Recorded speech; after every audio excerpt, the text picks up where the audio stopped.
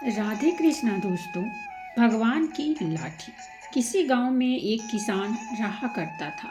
उसके दो पुत्र थे जिनके नाम सोमदत्त और विष्णुदत्त थे। खेती बाड़ी करते हुए उनके दिन बड़े ही सुखपूर्वक बीत रहे थे। एक दिन बूढ़ा किसान बहुत ज़्यादा बीमार पड़ गया और उसने अपने दोनों बेटों को अपने पास बुलाया और उनसे कहा, मेरे बच्चों, अब शायद मेरा अंतिम समय आ गया है। मैं यह चाहता हूँ कि मेरे मरने के बाद तुम दोनों भाई आपस में मिलजुल कर रहो और सुख शांति के साथ अपनी जिंदगी गुजर बसर करो।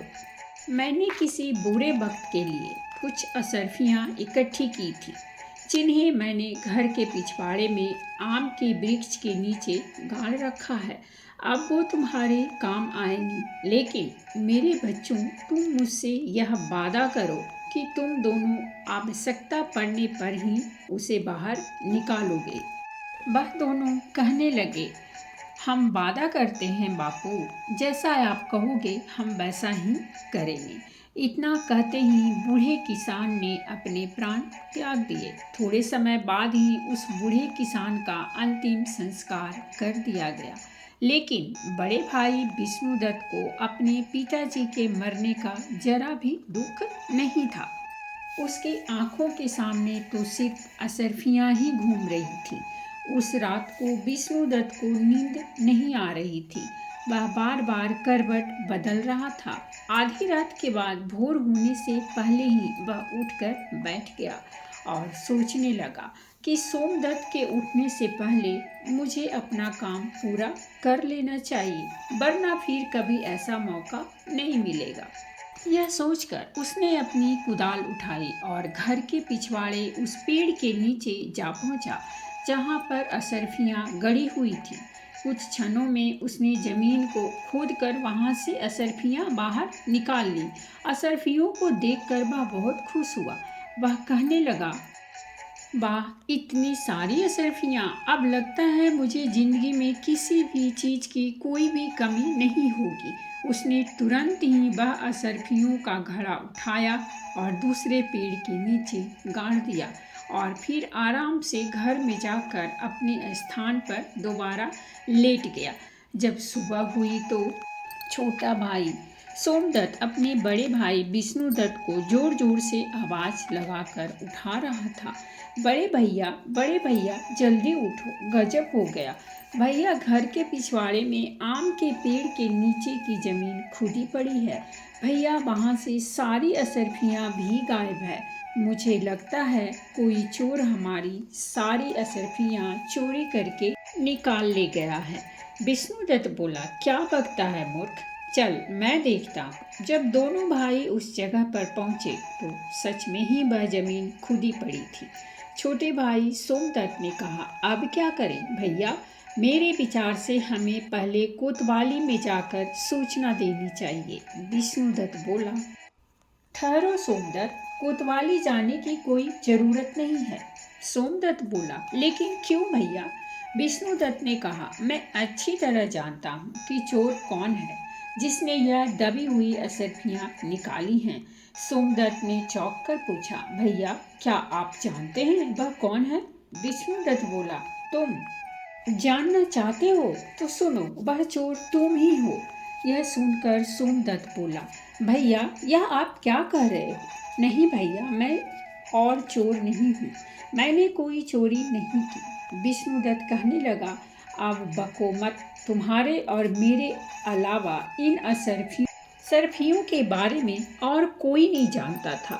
इसीलिए अब यह बात साफ है कि तुम अकेले ही सारी असरफियाँ हड़पना चाहते हो। सोमदत्त ने यह सुनकर कहा, आप ऐसा मत कहो भैया, मैं सच कहता हूँ, मैंने कोई असरफी नहीं चुराई, मैं कुछ नहीं जानता।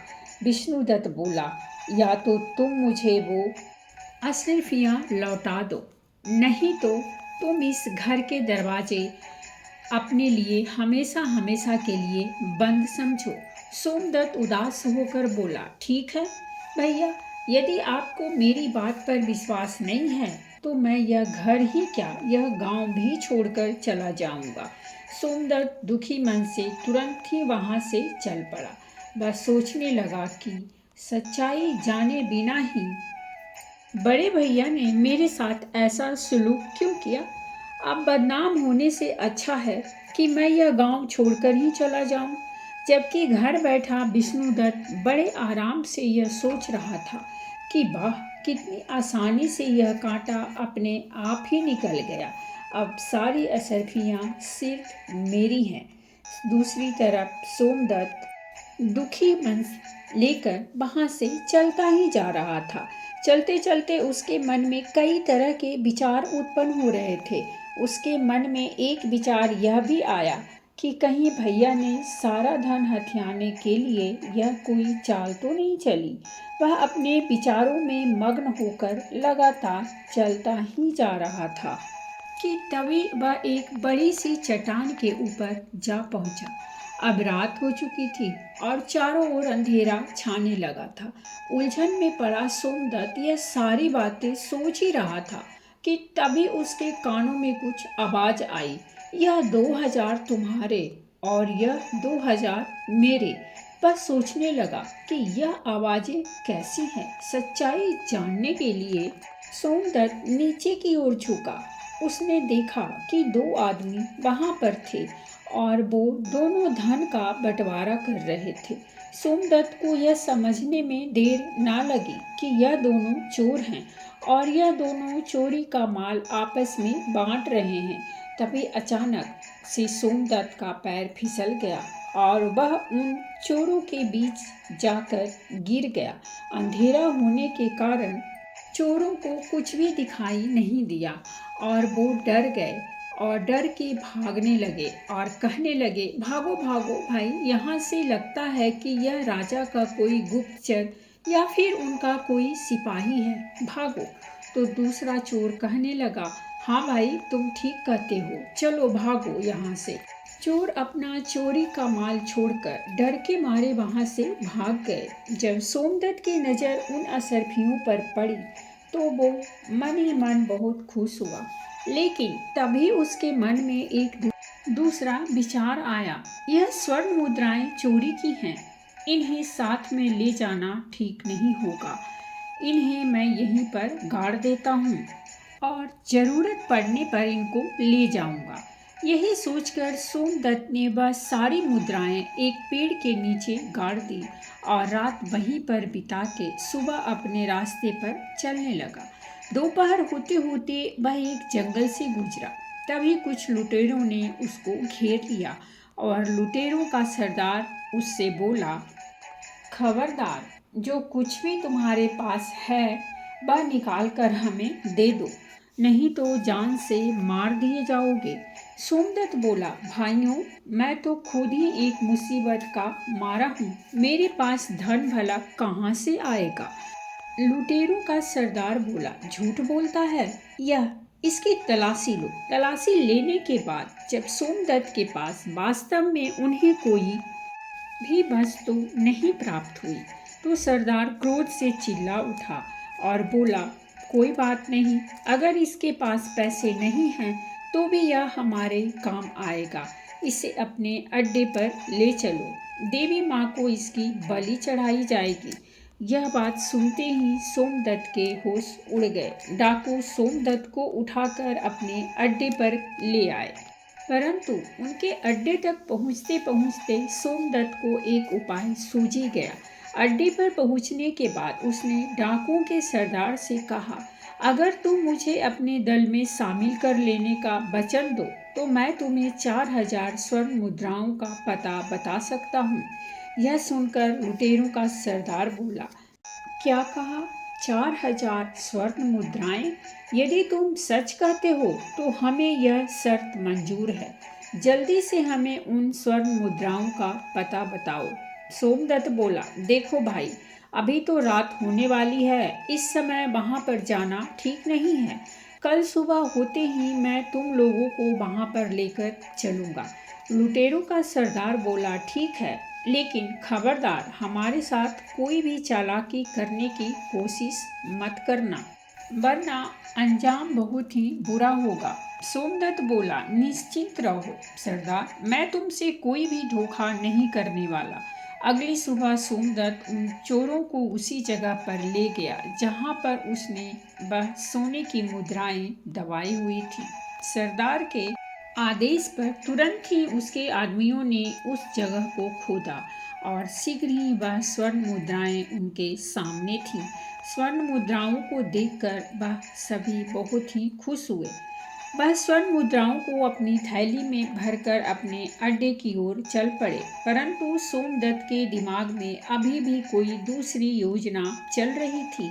वह सोच रहा था कि यह स्वर्ण मुद्राएं एक तरह से तो मेरे काम में ही आई हैं, लेकिन मैं जरूर ही इनके लिए जल्द ही मौत का कारण बन जाऊंगा। इस घटना के बाद सोमदत्त उन लुटेरों के गिरोह के साथ ही रहने लगा और वह लुटेरों के सरदार का सबसे विश्वसनीय आदमी बन चुका था। कुछ समय बाद सोमदत्त ने उस लुटेरों के सरदार से कहा, सरदार, मैं एक सप्ताह के लिए अपने घर जाना चाहता हूँ। वहाँ पर मेरी बूढ़ी माँ है और एक बार मैं उनसे मिलना चाहता हूँ। सरदार, जो सोमदत्त की योजना से बिल्कुल ही अनजान था, वह सोमदत्त को अपना सबसे विश्वसनीय योग्य आदमी मानता था और उसने सोमदत्त को एक सप्ताह के लिए अपने घर जाने की आज्ञा दे दी। सोमदत्त अपने घर जाने के लिए रवाना तो हुआ, परंतु वह अपने घर जाने की बजाय राजा के महल की तरफ चला गया। उधर राजमहल में महाराज पहले ही उस डाकू के आतंक से बहुत परेशान थे। वह अपने महामंत्री से कह रहे थे, मंत्री जी, आखिर वह डाकू कब पकड़ा जाएगा? पूरा देश उसके आतंक से परेशान हो रहा है। मंत्री जी बोले, मैं अपनी तरफ से पूरी कोशिश कर रहा हूँ महाराज। वह आतंकी जल्द ही आपको कारागार में नजर आएगा। उसी समय वहाँ पर एक पहरेदार आया और बोला, महाराज की जय हो। महाराज, एक व्यक्ति आपसे डाकू जगीरा के संबंध में कुछ कहना चाहता है। महाराज बोले, अच्छा, तो उसे तुरंत यहाँ पर लेकर आओ। कुछ समय बाद ही वह पहरेदार सोमदत्त को राजा के सामने लेकर आया। सोमदत्त बोला, महाराज को मेरा प्रणाम। मेरा नाम सोमदत्त है महाराज। कहो नौजवान, तुम जगीरा के बारे में क्या जानते हो? सोमदत्त बोला, क्षमा करें महाराज, इसके बारे में मैं आपसे एकांत में बात करना चाहता हूँ। मंत्री ने कहा, दुष्ट, क्या तुम जानते नहीं, यहाँ राज्य के सम्मानित और विश्वास पात्र व्यक्ति मौजूद हैं। जो कहना चाहते हो तुम बस सबके सामने ही कहो। राजा बोला, ठहरिए मंत्री जी, यदि यह हमसे एकांत में बात करना चाहता है तो हम इससे एकांत में ही बात करेंगे। आप लोग जाइए।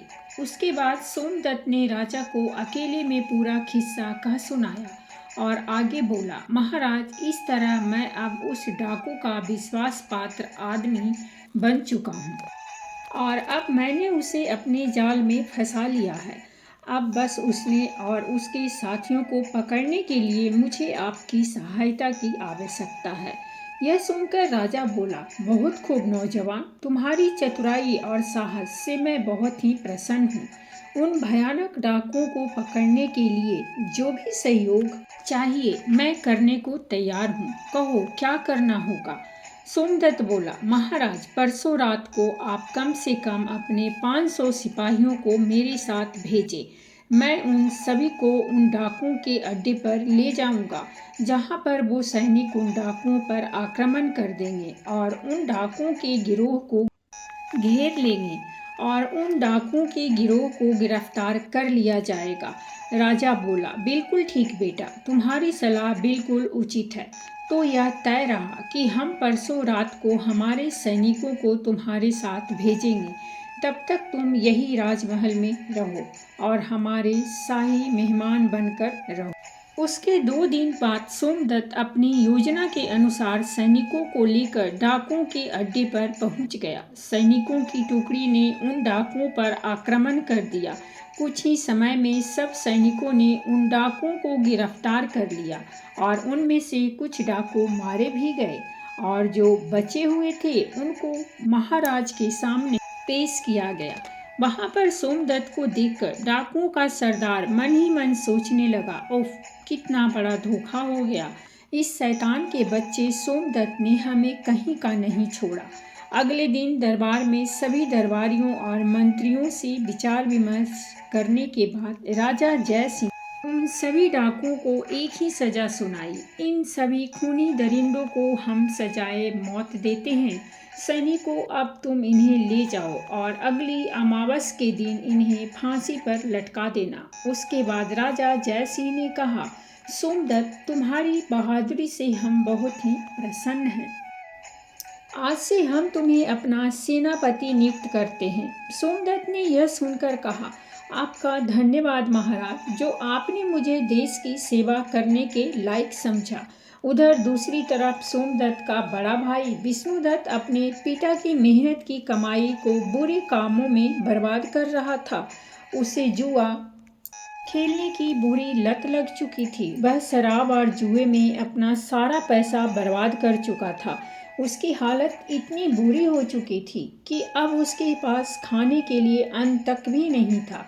पूरे गांव में वह इतना बदनाम हो चुका था कि अब उसे गांव में कहीं भी कभी भी कोई काम तक नहीं दे रहा था। इसीलिए उसने यह निश्चित किया कि इस गांव में भूखे मरने से अच्छा है कि मैं किसी दूसरे गांव में जाकर कोई काम धंधा ढूंढूं। इसी तरह वह चलता चलता उसी राज्य में आ पहुंचा जहां पर उसका भाई सोमदत्त सेनापति था। उसी नगर में वह किसी सेठ जी की दुकान पर गया और उससे पूछने लगा, सेठ जी, क्या मुझे कोई काम मिलेगा? तो सेठ जी ने उसे कहा, अरे भाई, तुम तो चेहरे से ही चोर उचक्के लगते हो, तुम्हें भला कोई क्या काम देगा?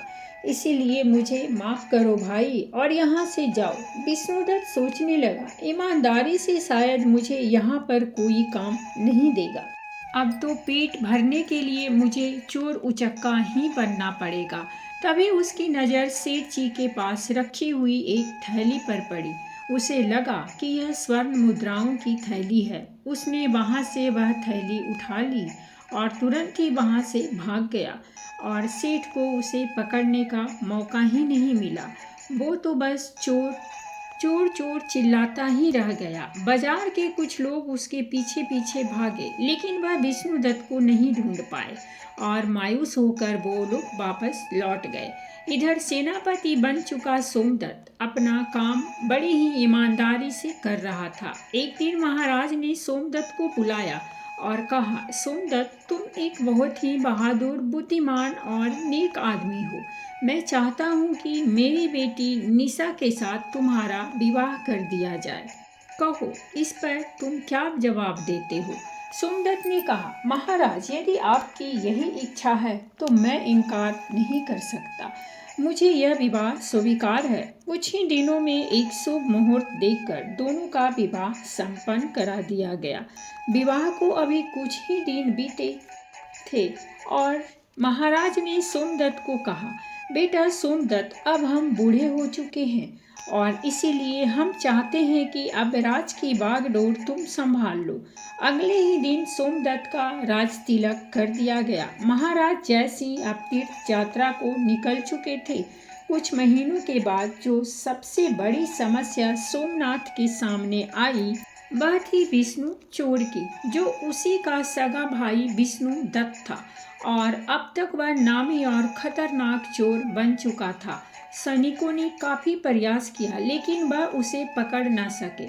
चोर उसी जंगल में एक पेड़ के खोखर में रहा करता था।